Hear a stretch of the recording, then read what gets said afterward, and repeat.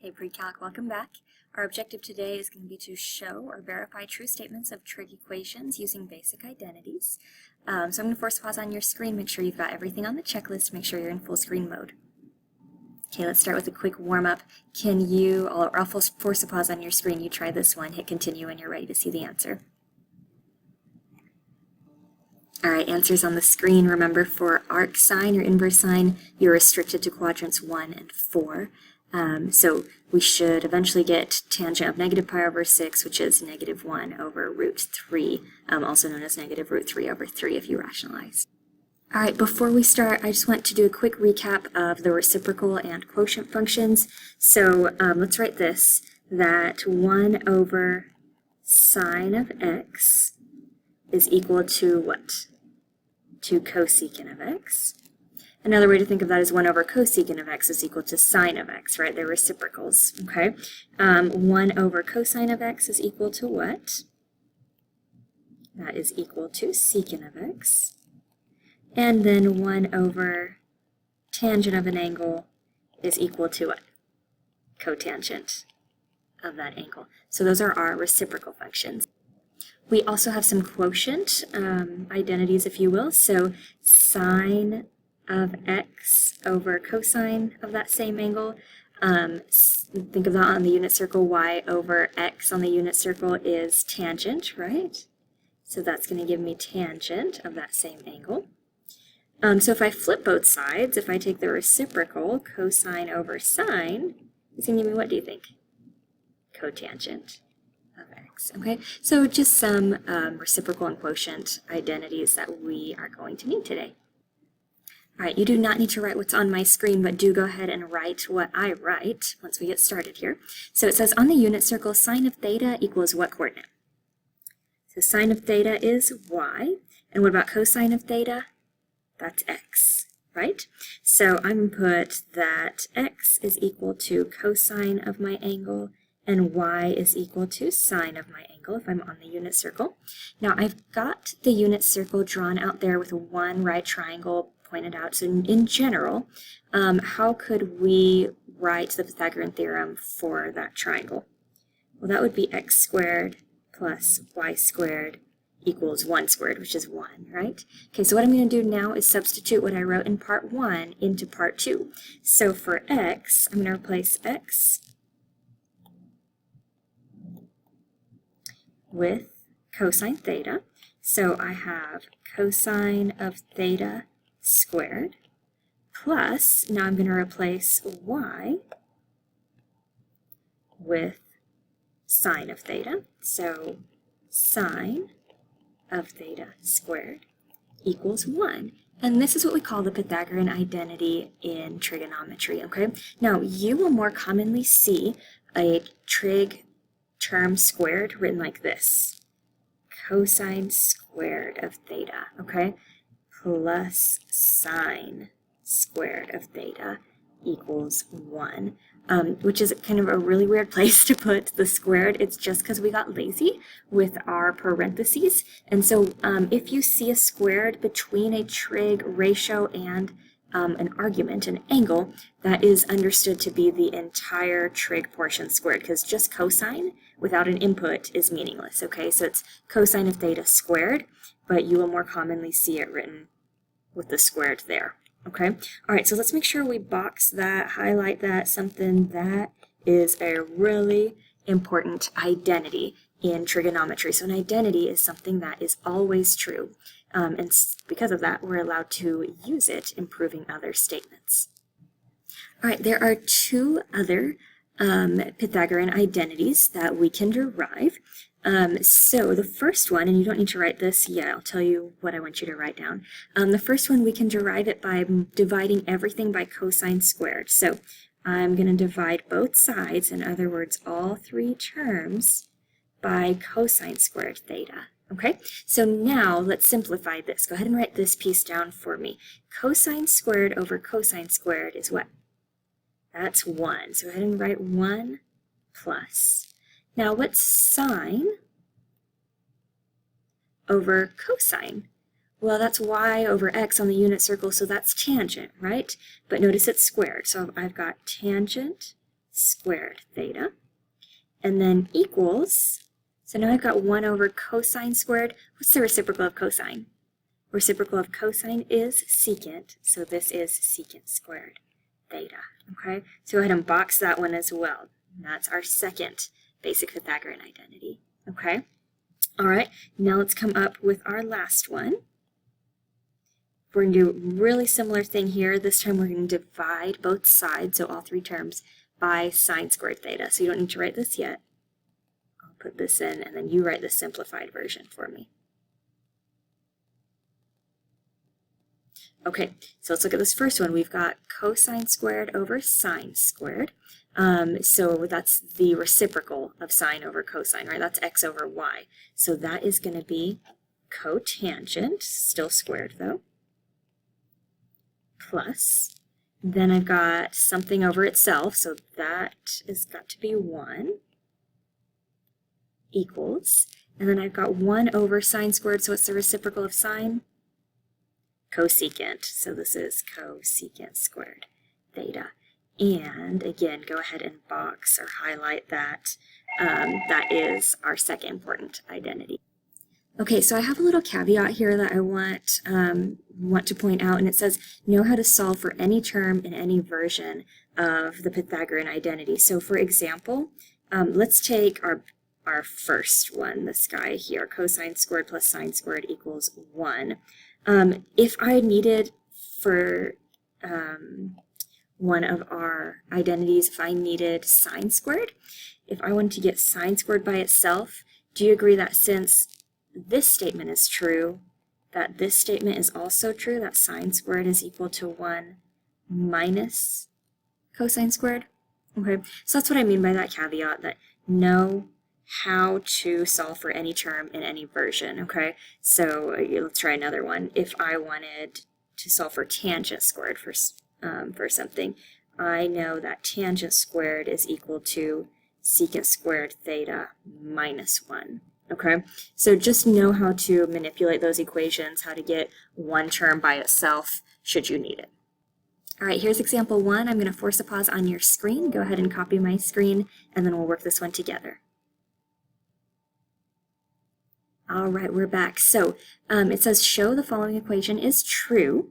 And then it says you can only work with one side of an equation. So we're trying to verify a statement. We're not trying to solve for a variable here. So because we're trying to verify, we cannot mix different sides of the equation together. We've got to just work with one side until we've proven or we've shown it's equal to the other side. Now, a trick here is work with the side that looks more complicated, okay? So what do you think? Left side of the equation or right side looks more complicated? The left side does, and it's easier to simplify typically. So we're going to work on simplifying the left side to be sine squared of x to equal the right-hand side, okay? So whenever I see squares, one thing that comes to mind is, hey, can we use a Pythagorean identity? So let's come back here, especially when you see a square with a 1. So I'm going to point this out here. Secant squared x minus 1. So I've gone ahead and copied our 3 Pythagorean identities from our previous screen here on the right. So which one, let's do this, first, second, or third, do you see a secant squared? The second one, right?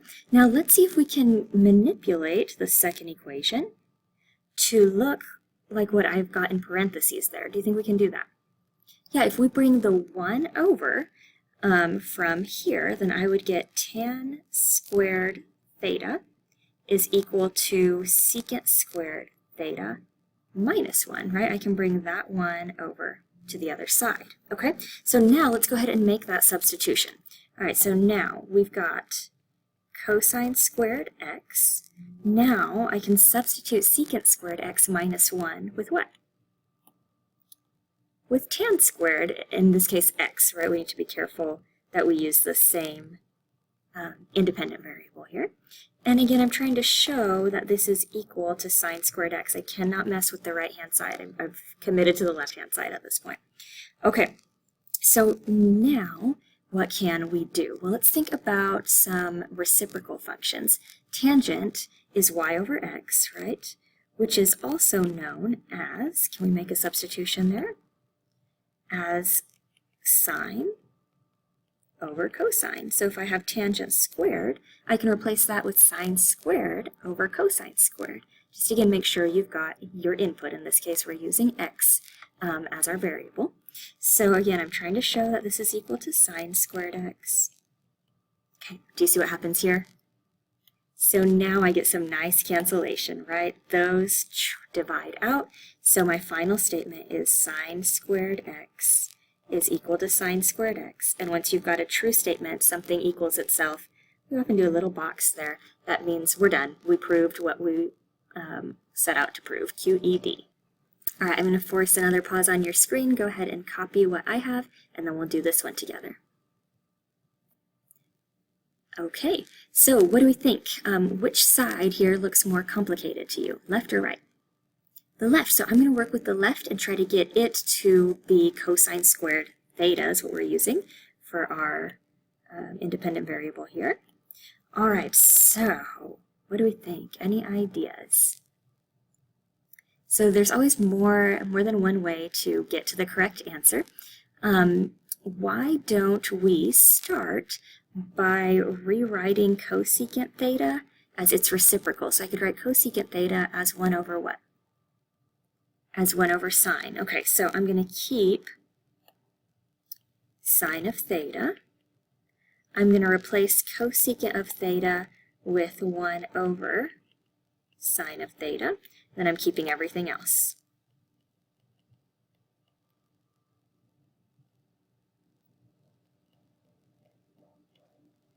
Okay. From here, what do you think about distributing? Let's do some algebra, okay? Because what's going to happen when I distribute sine of theta to this term, I'm going to get sine of theta over itself, which is going to reduce to 1. Then minus when I do sine times sine, that's sine squared of theta. And then on the right-hand side, I still have cosine squared theta. Okay, what do we think now? Now I see a 1 with a squared, so I'm really thinking, can I use a Pythagorean identity? And I've got them rewritten for you here again on the right-hand side. So what do we think? First, second, or third has sine squared in it. The first one does, right? So let's take this and try to get it to look like what I have on the left side. So I would like 1 minus sine squared, right? Well, that means I would need to move this guy over to the other side of the equation, correct? So that means I would get cosine squared theta is equal to 1 minus sine squared theta. And now I have it, right? So now I can substitute 1 minus sine squared theta here on the left with cosine squared theta. And that is exactly what we wanted. So we're done. We got it. All right, here's example 3. I'm going to force a pause on your screen, and then we will do this one together. Okay, so what side do you feel is more complicated here? I'd probably go with the left because it's got those powers of 4. Now a quick little algebra review. You don't need to write this down, but just kind of remind me again. If I've got a squared minus b squared, I can factor that as a difference of perfect squares, right? A plus b, a minus b. What if I've got a to the 4th minus b to the 4th? Can I apply kind of the same idea? So that would be a squared plus b squared times a squared minus b squared, right? So can we kind of think of that, think of the left side as a difference of perfect squares, right? So let's take a look. If I try to factor that, I would get cosecant squared x plus cotangent squared x, then times cosecant squared x minus cotangent squared x. And I'm trying to show that that's equal to 1 plus 2 cotangent squared x, okay? All right, so let's see if we can we can use an identity. So I'm seeing a lot of cosecants and cotangents and squares. So let's come to our Pythagorean identities. which one, first, second, or third, deals with cosecant and cotangent squared? That would be the third one, right? And I'm seeing both a plus and a minus. So let's see if we can take this equation and manipulate it to look like either this or this. So we can make a substitution there, okay? So what do we think? Shall we try to get that one, right? Because if I move cotangent squared theta over to the other side, that's exactly what I would get, right? So if I manipulate this bottom equation, I'd get 1 equals cosecant squared theta minus cotangent squared theta, which is exactly what we have here, right? So let's make that substitution. So I can replace all of that with what? With 1, okay? So that's nice. So let's write cosecant squared x plus cotangent squared x times 1, and I want this to be 1 plus 2 cotangent squared x, okay? So I'm really close. I mean, this basically goes away, right? But I'm not quite there yet. So what do we think? Do this for me. Try another substitution. So notice that I want to end with only cotangent squareds, right? So can we make a substitution for cosecant squared? Let's come over here. I know that cosecant squared x can be replaced with all of that stuff, right? So let's replace that with cotangent squared x plus 1. And then I still have this guy, right? So plus another cotangent squared x. Is it looking good now? Yeah, now we can just combine like terms, right? So now cotangent squared x plus another cotangent squared x is 2 cotangent squared x, and I still have that 1 plus on the left side. And so now the two look exactly the same, and we are done. All right, so before we head out here, I would like for you to think about some useful strategies, like when should we think about our Pythagorean identities, when is it useful to think about our quotient or reciprocal identities, and write those down and then bring those to class, and we're going to share those out in class.